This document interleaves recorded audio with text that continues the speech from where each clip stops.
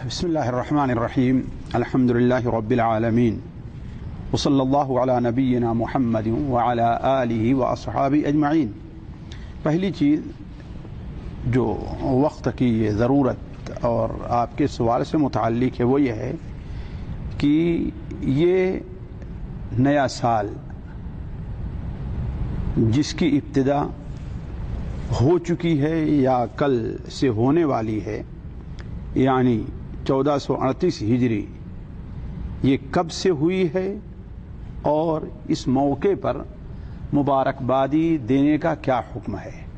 دیکھیے، اللہ تبارک و تعالی نے آسمان اور زمین کو جب پیدا فرمایا اور اس خطے ارضی پر، اس روئے زمین پر جب سورج کے طلوع اور غروب ہونے کا سلسلہ شروع ہوا، اسی وقت سے اللہ تبارک و تعالی نے مہینوں کی تعداد 12 رکھ دی ہے۔ گویا یہ سال جو ہم اور آپ مناتے یا جس کو ہم اعتبار کرتے ہیں، جسے ہم ہجری سال کہتے ہیں، یہ اس کی ابتدا کسی انسان نے نہیں کی ہے۔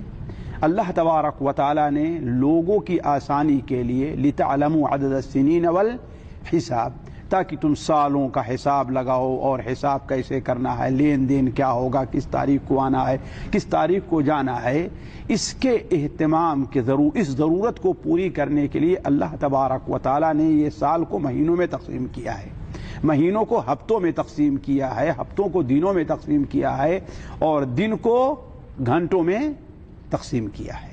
تو اصل یہ جو سال ہے اور اسی کا اعتبار شرعی طور پر ہے، شرعی طور پر اس کے علاوہ کسی اور سال کا اعتبار نہیں ہے، اور نہ ہی بغیر کسی خاص ضرورت کے اس سال کو چھوڑ کر کے، یعنی جس سال کا حساب چاند سے ہے، جسے اللہ تعالیٰ نے اصل ہی سے متعین فرما دیا ہے، اس کو چھوڑ کر کے کسی اور سال کی طرف، کسی اور کیلنڈر کی طرف جانا مسلمانوں کے لیے جائز نہیں ہوگا، الا کہ کوئی وہاں پر مجبوری ہو۔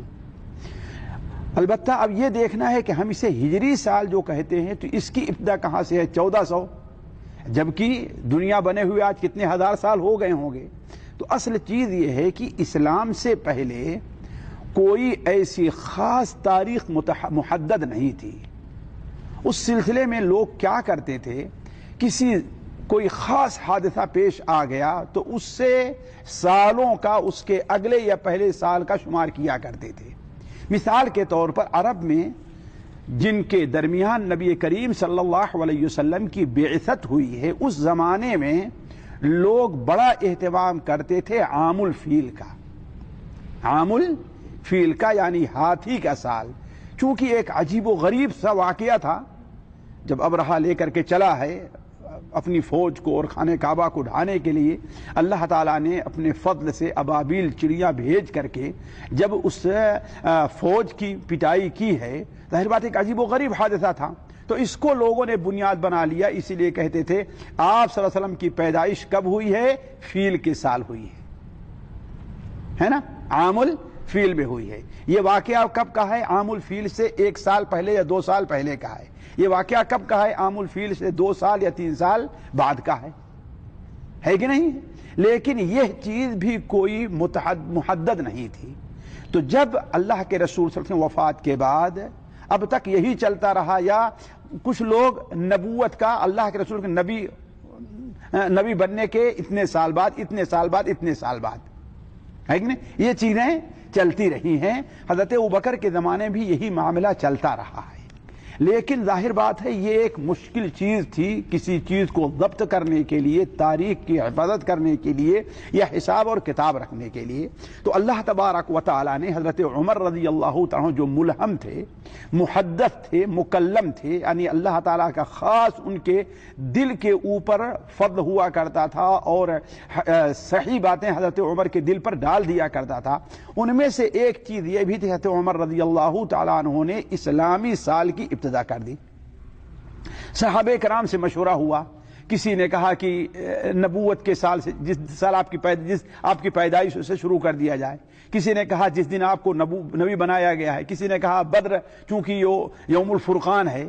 لیکن حضرت عمر رضی اللہ عنہ کی رائے جو اس پر بیٹھی وہ یہ ہے کہ ہجرت سے، لیکن چونکہ ہجرت ہوئی تھی کس مہینے میں؟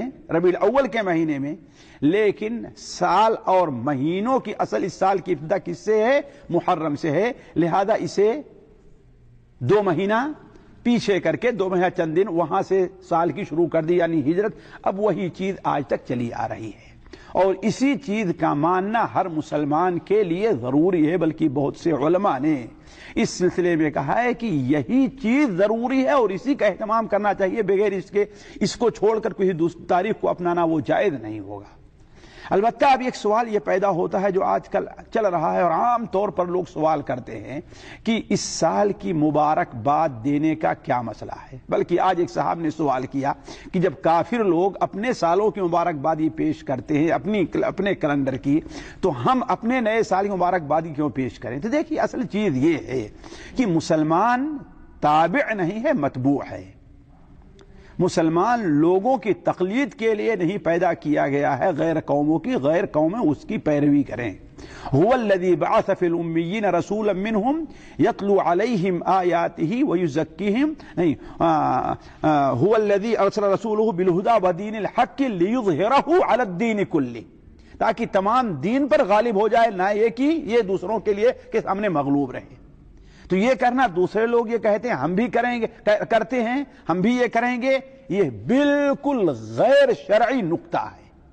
یہ انہزامیت یعنی اپنے مجبور ہونے، منہزم ہونے، اپنے یہ سمجھیے کہ گویا ہارے ہوئے ہونے کی یہ ایک علامت ہے۔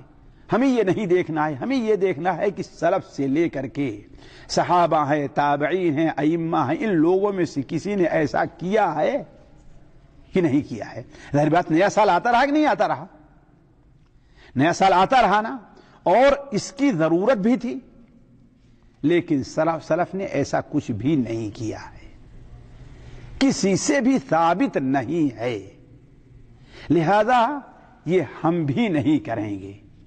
اسی لیے مجھے اچھی طریقے سے یاد ہے شیخ ابن باز رحمہ اللہ، شیخ ابن عثیمین رحمہ اللہ، ان لوگوں کا فتویٰ، علامہ البانی رحمہ اللہ، ان لوگوں کا فتویٰ ہے کہ یہ چیز سلف کے اندر نہیں پائی جاتی تھی۔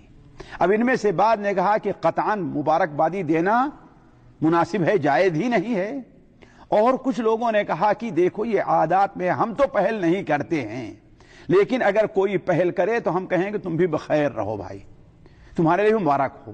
لیکن ایک یہاں پر سوال ہے کہ ایک مسلمان کسی چیز میں مبارکبادی کیوں دیتا ہے؟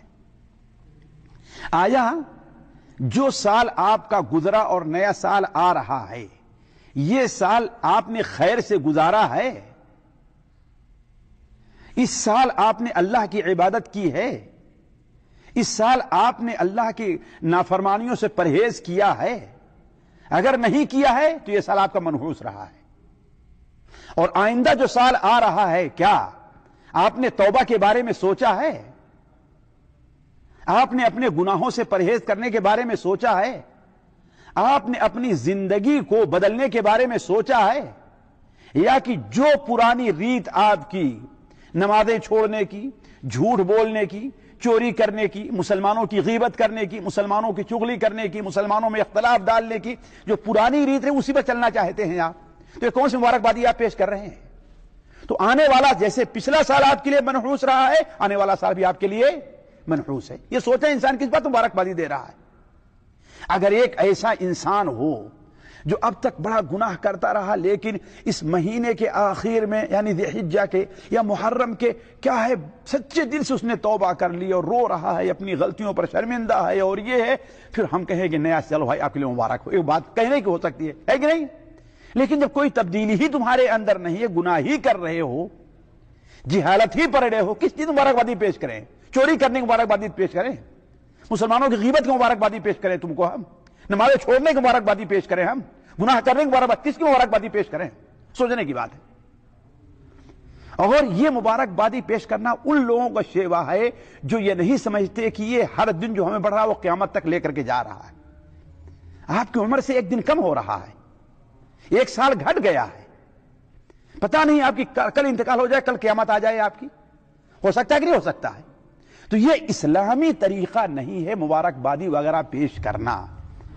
جس طریقے سے ہمارے سلف رہے ہیں کہ اپنا محاسبہ کیے پرانے سال کے، رخصت ہونے پر نئے سال پر، اور جو کوتاہی ہے اس سے توبہ کیے اور آگے اچھے کام کی. یہ کام ہمارا کرنے کا ہے اور اسی کے اوپر ہمیں چلنا چاہیے. اللہ تعالی ہر شخص کو نیک عمل کی توفیق عطا فرمائے. اس سال کے روانگی اور نئے سال کی آمد پر ہر مسلمان کو سچے دل سے توبہ اور اپنے ماضی کا محاسبہ کرنے اور اپنے ایمان کی اصلاح کی توفیق عطا فرمائے. وصلی اللہ علی نبینا محمد.